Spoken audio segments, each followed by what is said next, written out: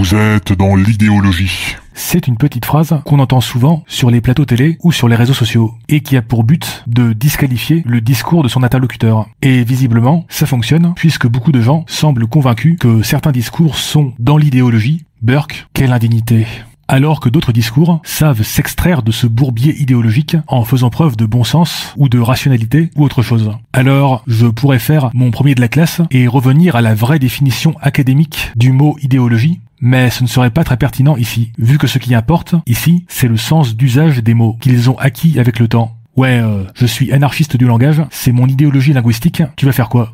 Si, par exemple, le sens d'usage du mot idéologie aujourd'hui, c'était jouer du saxophone, et que Monsieur Dupont jouait du saxophone, eh bien, on pourrait logiquement dire Monsieur Dupont est dans l'idéologie, vu que tout le monde est d'accord sur le sens qu'on donne à cette phrase. Mais l'embrouille, ici, c'est que le mot idéologie a au moins deux sens d'usage très différents. Et lorsqu'on accuse quelqu'un d'être dans l'idéologie, on fait, volontairement ou non, une confusion entre ces deux sens.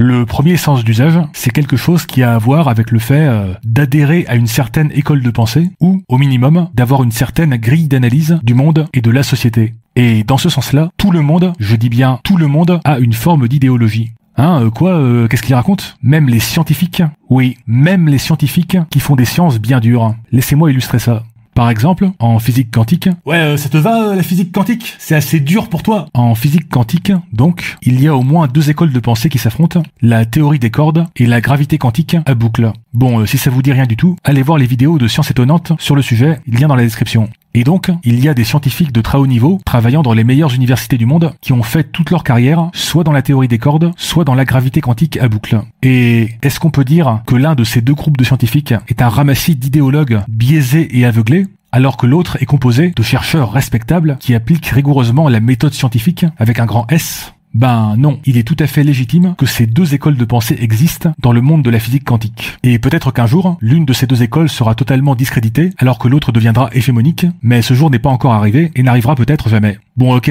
là c'est de la physique, mais les maths par exemple, tu vas quand même pas dire ça pour les maths? Ben si, en mathématiques, il y a également des écoles de pensée. Par exemple, il y a les mathématiques ensemblistes qui fondent toutes les mathématiques sur un ensemble d'axiomes, et les mathématiques constructivistes qui, attention, je vais être mal vulgarisé, qui considèrent que les objets mathématiques n'existent que si on peut expliquer comment on les a construits, ce qui n'est pas le cas dans les mathématiques ensemblistes. Et similairement, on trouve des gens très intelligents et très respectables qui ont consacré toute leur carrière soit aux mathématiques ensemblistes, soit aux mathématiques constructivistes. Et oui, on peut aussi se consacrer aux deux, j'y viens bientôt, mais il n'y a rien de sale à se consacrer entièrement à une seule de ces deux approches.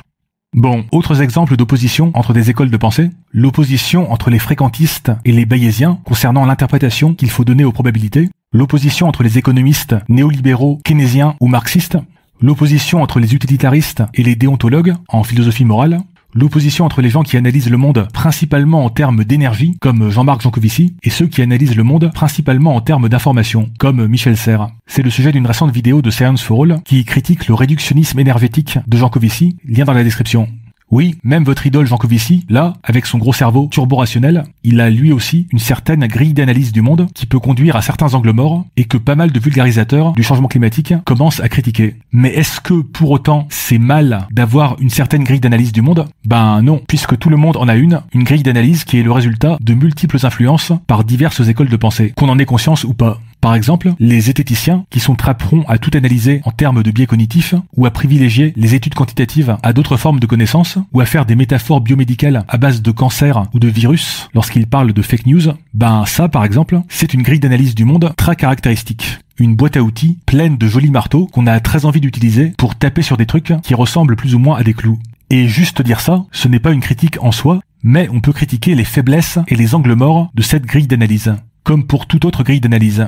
Et si vous ne vous reconnaissez dans aucune école de pensée, ben, félicitations, vous êtes un petit flocon de neige très très spécial, mais vous n'en avez pas moins une certaine grille d'analyse du monde, aussi unique et originale soit-elle. Une grille d'analyse qui pourra être critiquée par des gens qui ont une autre grille d'analyse, et c'est tout à fait normal et sain, c'est le genre de controverse qui anime la science, la politique et la philosophie depuis la nuit des temps. Voilà.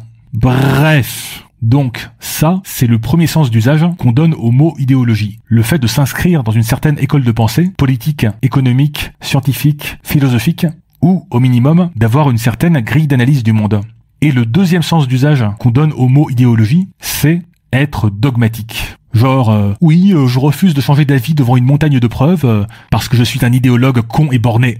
Et c'est ça qui fait que le mot idéologie est si souvent utilisé pour disqualifier son interlocuteur, parce que cela sous-entend qu'il serait une personne dogmatique, rigide et bornée, s'accrochant à son idéologie en dépit du bon sens et au mépris de toute rationalité. Et mon point, ici, ce n'est pas de dire que l'un de ces deux sens d'usage serait plus pertinent que l'autre, vu que, dans mon idéologie linguistique, c'est l'usage qui fait le sens. Si tout le monde considérait que idéologique, ça voulait dire dogmatique, con et borné, eh ben, ça voudrait dire dogmatique, con et borné. Sauf que ce n'est pas le cas, justement, et cela permet de jouer sur l'ambiguïté entre ces deux sens. Prenez une discussion où l'un des deux interlocuteurs finit par lâcher « Vous êtes dans l'idéologie » et imaginons qu'à la place, ils disent « Vous êtes dogmatique ». Ben là, c'est une accusation beaucoup plus grave et explicite qui nécessite d'être un minimum argumentée.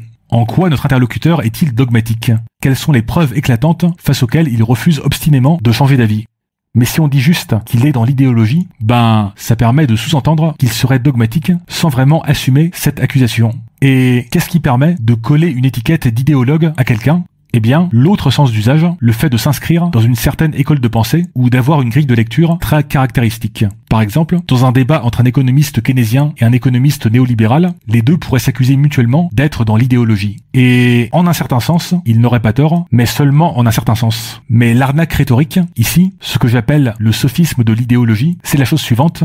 Sous prétexte que quelqu'un est dans l'idéologie au premier sens d'usage du terme, donc le sens école de pensée, grille de lecture, tout ça, eh bien, il serait dans l'idéologie au second sens d'usage du terme, à savoir, il serait dogmatique, con et borné. Et le pire, c'est que je suis sûr que certains font cette confusion de bonne foi, tant c'est devenu banal d'accuser quelqu'un d'être dans l'idéologie. Mais ça n'en reste pas moins extrêmement fallacieux. Et donc, si vous êtes de bonne foi, comment pouvez-vous faire pour améliorer cela? Ben, si vous pensez que quelqu'un est dogmatique, utilisez le mot dogmatique. Mais attention, là, c'est une accusation beaucoup plus sérieuse et explicite, donc il va falloir bien la justifier, avec des arguments solides. Et si vous pensez que quelqu'un s'inscrit dans une école de pensée, ben, vous pouvez le signaler si ça vous chante, genre ah, vous êtes socialiste, vous êtes libertarien, vous êtes écolo. Mais ça n'a rien de disqualifiant en soi. Pas plus que de dire ah, vous avez une cravate bleue avec des rayures grises. Mais n'amalgamez pas le fait d'adhérer à une école de pensée et le fait d'être dogmatique. Ce sont deux choses complètement différentes. D'autant plus que vous avez vous aussi une grille de lecture du monde résultant de diverses influences idéologiques, donc la paille et la poutre, tout ça.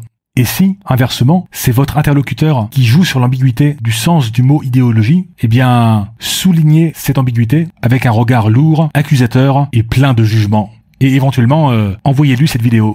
Alors, que pensez-vous de tout ça? N'hésitez pas à le dire en commentaire, mais attention, hein, si votre commentaire est dans l'idéologie, il sera immédiatement supprimé. Ouais, aucune idéologie sur cette chaîne YouTube. Ici, on n'est pas sur la chaîne idéologique.